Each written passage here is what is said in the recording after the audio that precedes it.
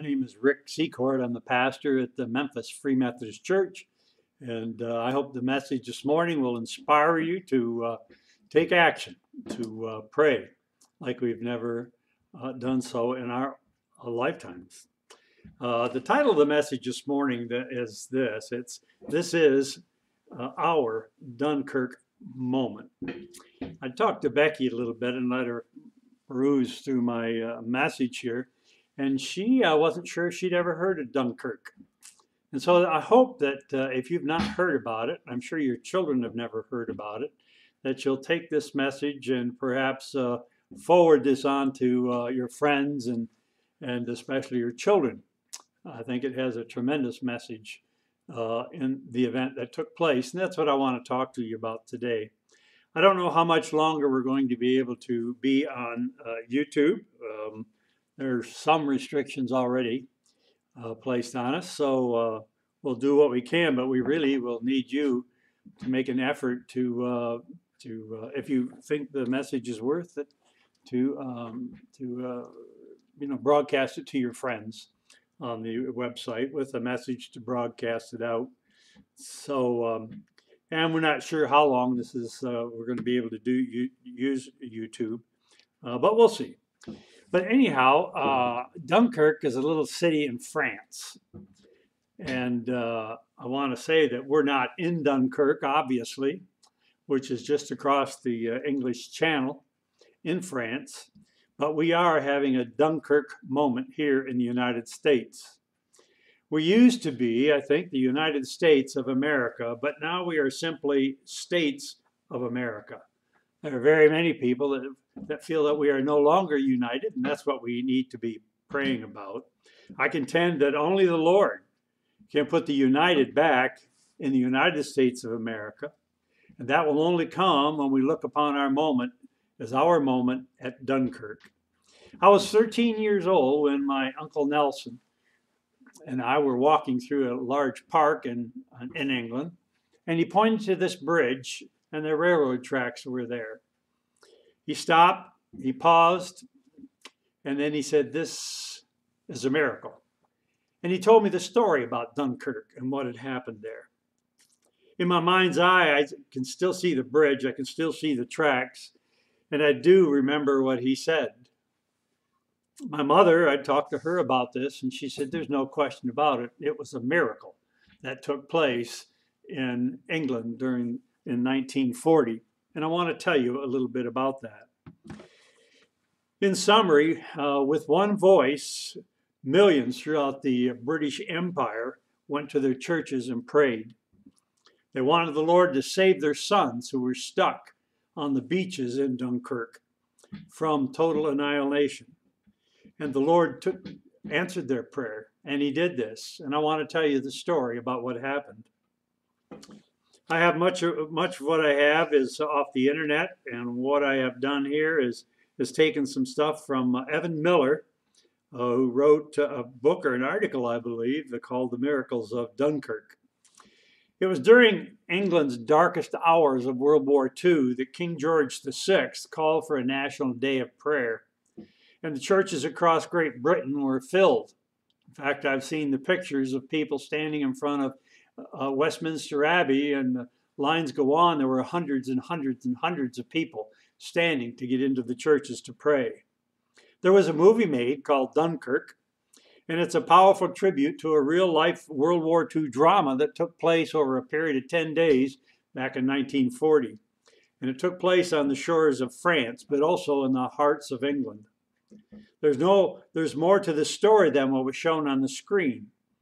And there were 4 miracles that seemed to change the course of the war that can only be attributed to God himself and the fact that the people of England decided to pray. Winston Churchill at that time was the new British Prime Minister, and it all began with a phone call he received from the Prime Minister of France, Paul Renaud. That was on May 15th, 1940. Churchill rose from his sleep, and the French president said to him, or the prime minister said, "We have been defeated. We are beaten." Churchill was well aware of the Nazi advance Days earlier, Adolf Hitler's army had taken Holland, Belgium, Luxembourg, and Denmark, and Norway on his quest to take over all of Europe. England had sent more than 200,000 boys or troops to France and Belgium. And now it seemed like that was all for nothing. In the movie, there's a clip that I took. Not sure if you can see it. I'd like you to think about these boys as being your boys, your children. And then I hope that the story will become more personable in your own mind.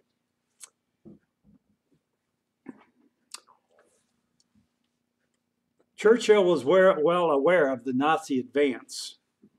Days earlier, his army had taken Holland and a number of northern nations that I'd mentioned already, and England had sent more than 200,000 troops to France and Belgium. Then Churchill said to the French president, "Surely it can't have happened so soon." And Renaud said, "The front is broken. The Nazis are pouring in great numbers." The Allies apparently had miscalculated the path that the Nazis would take as they were moving into France. The Germans swept south through a region that the Allies had decided not to defend. So now the British and the French troops found themselves surrounded in complete disarray. The only possible escape was across the English Channel, some 47 miles to England. Through Dunkirk, where they were to marshal, is a city in northeast France, and it was there that the troops were to rally to be rescued. A mass evacuation would require funneling thousands upon thousands of soldiers spread across hundreds of miles into one space the Nazis closed with 1,800 tanks and 300 Stuka dive bombers. For Churchill, having resisted the escape plan, it seemed to him like a suicide mission. They'd be lucky to get 20,000 men home via the English Channel, let alone 300,000, they estimated, of the Allied troops. But there was no other option. May 23rd, Churchill met with the British monarch, King George VI, to brief him. Though a naval rescue operation was underway, the ships were simply not ready to sail. Logistics of defending against the inevitable German air attack while ferrying these troops back to England seemed impossible. The Allied soldiers were scrambling to reach Dunkirk. They barely knew which way to go. King George went on the radio where he said to the Prime Minister Churchill, "We must pray. This next Sunday, I'm calling for a national day of prayer." Famously, non-religious Winston Churchill was not sure looking at prayer was the answer, but he could hardly refuse the king. A few days later, on May 24th, 1940, King George VI addressed the nation and the empire. "Let us with one heart and one soul," he said, "humbly and confidently commit our cause to God and ask his aid that we may valiantly defend the right as it is given to us to see it." On May 26th, at Westminster Abbey, the Archbishop of Canterbury called on God to protect our troops. And across Britain, thousands and thousands of people responded to the King's call, uniting as never before. Cathedrals and churches were packed to overflowing. There were people standing around the churches who could not get in, but they were still involved in this prayer. The people didn't know exactly why they were praying, yet they prayed even so. "Nothing like this has ever happened before," was how one of the English newspapers described the scene. The following day, the German High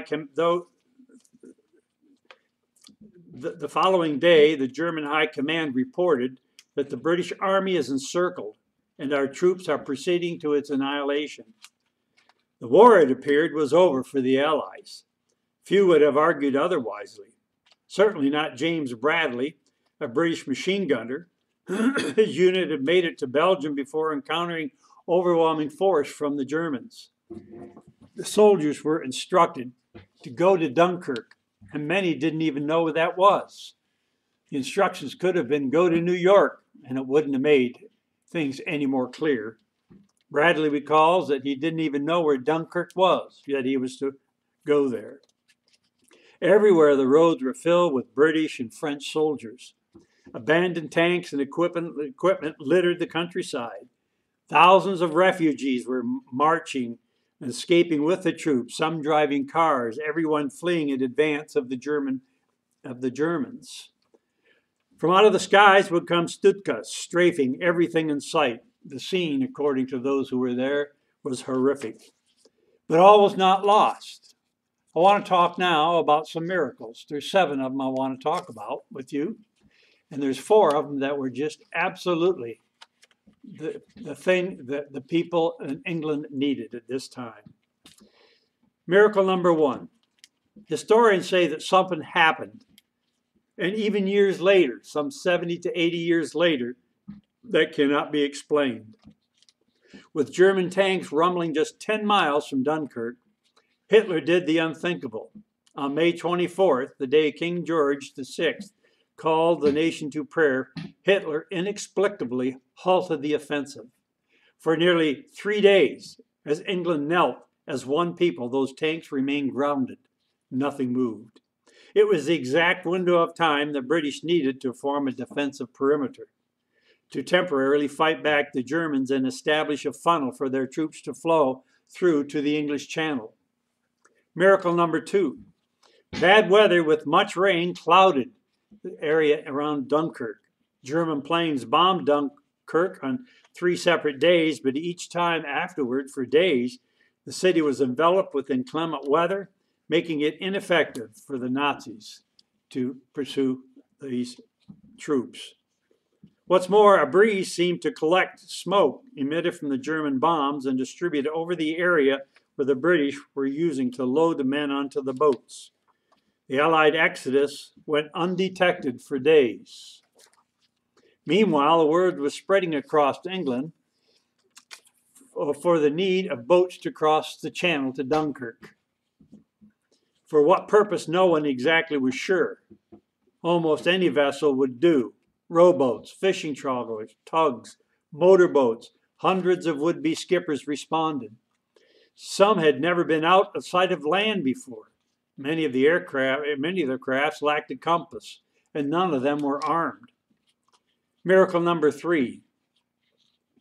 Robert Hilton, a physical education instructor, and Ted Shaw, a cinema manager, were among those who answered the call. They joined the makeshift crew with the motorboat called Reigate 2. But when they reached the town of Ramsgate off the tip of southern England, the only supplies they were given were 2 cans of water, not even a cup with which to drink. The English Channel is notably rough and choppy, a place for no novice seamen. But once again, something peculiar happened. The water Hilton and Shaw encountered was like that of a bathtub, with barely a ripple to disturb the journey. No one had ever seen anything like it. There were so many boats in this place that the waters resembled the freeway during rush hour. Miracle number 4. James Bradley, the machine gunner, eventually reached Belgium, which was just east of Dunkirk, and then over the hills he could see thousands of soldiers huddled in a line of small boats coming to shore and ferrying the men to larger vessels in the deeper water, guarded over by ships with guns. They'll never get these guys off here, James Bradley thought to himself. But it was happening. From Depain and Dunkirk, few boats at a time, offloading a few dozen men, then coming back for more. Round the clock, a dizzying spectacle, he said. The Reigate 2 limped into the waters off France, her engines broken, her propeller twisted by wreckage. Robert Hilton and Ted Shaw tied up to a larger boat and manned one of its lifeboats. For 17 straight hours, they rowed soldiers from shore to ship. Miracle number 5. A strange immunity. Even though some German dive bombers did get through, it seems that yet another miracle happened. Many of the troops on the beaches were favored with a strange immunity. When about 400 men were being machine gunned and bombed systematically by 60 German fighter planes, one man dove into the sand and reported that after the strafing was over, he was amazed to find that there was not one casualty in the 400 men that were there. Another man, a chaplain, I think he was a Free Methodist, was likewise machine gunned and bombed as he laid on the beach. After what seemed an eternity, he realized he had not been hit and rose to his feet to find the sand all around where he had been lying was pitted with bullet holes, and that his figure was outlined on the ground. Miracle number 6. In the first 5 days of the rescue mission, more than 100,000 soldiers were evacuated. That amazes me. In 5 days.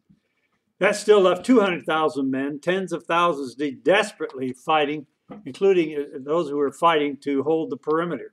They'd be the last ones to go. Now, Bradley never got a hero's welcome when he came home, but he received all kinds of accolades and crowds of people waving and cheering as the boat came up underneath all the bridges in England. With the crowds waving and people cheering, Bradley said, "This is England." He thought to himself, "You are worth fighting for." And in the same light, I would like to say, this is America. You are worth fighting for. Hilton and Shaw also remembered the cheers that greeted them. Exhausted, they and other crew members somehow managed to get the crippled Reigate II back to England through throngs of jubilant well-wishers at every bridge on the Thames River. Miracle number 7. By then, 338,000 soldiers had made it safely across the English Channel as well, thanks to the efforts of many little ships that were there helping these people. There was a feeling of determination, not surrender, they said. It was a sensation of deliverance by a divine hand.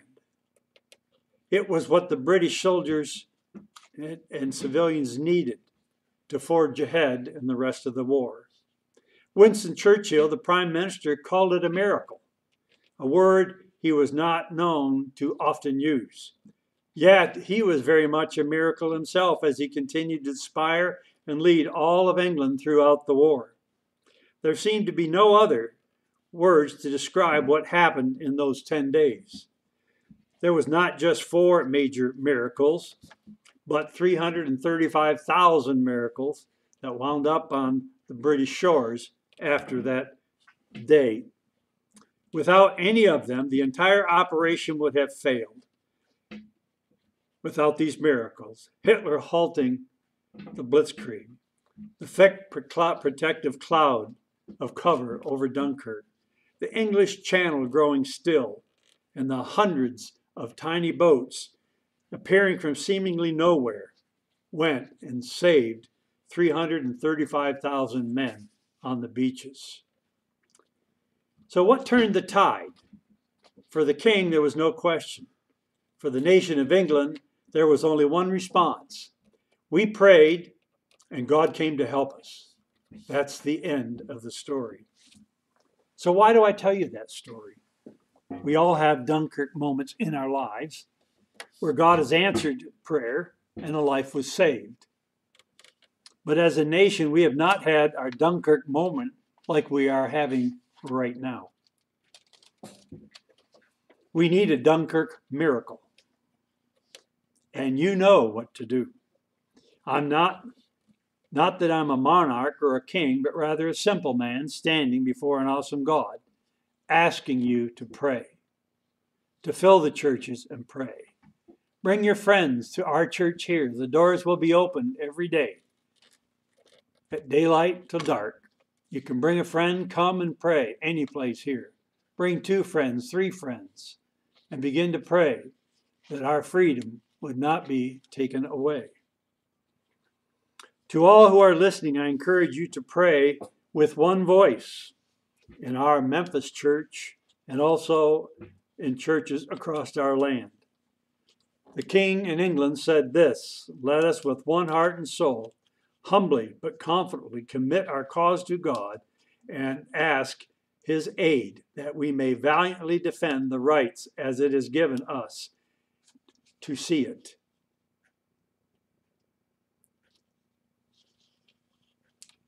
If we have no one to rise up and call the nation to prayer, then we need to do it ourselves.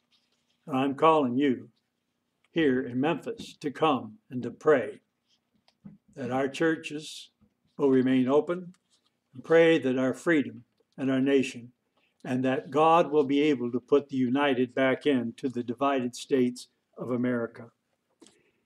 The following Sunday, this psalm was sung throughout the churches in England. It's right from the scriptures. It's Psalm 124, verses 1 through 8. I'd like to read it to you. If the Lord had not been on our side, let Israel say, if the Lord had not been on our side when men attacked us, when the finger flared against us, they would have swallowed us alive. The flood would have engulfed us. The torrent would have swept over us. The raging waters would have swept us away. Praise be to the Lord, who has not let us be torn by their teeth. We have escaped like a bird out of the fowler's snare. The snare has been broken, and we have escaped. Our help is in the name of the Lord, the maker of heaven and earth. And Jesus said this, I tell you the truth. Whatever you bind on earth will be bound in heaven, and whatever you loose on earth will be loosed in heaven. I tell you that if two of you on earth agree about anything you ask for, it will be done for you by my Father in heaven. For where 2 or 3 come together in my name, there I am with them. Matthew chapter 18, verses 18 through 20. So this is our call to pray. This thing is bigger than all of us. And we need to pray. We need God to be involved. We need to see a miracle in this nation. When we see the miracle that takes place, like it happened in Dunkirk, perhaps the churches will once again fill up and will give God the glory and see the United States like it has never been in the past. That should be our prayer. Let us all ask God to put the word united back into the name of our nation. In Jesus' name, amen.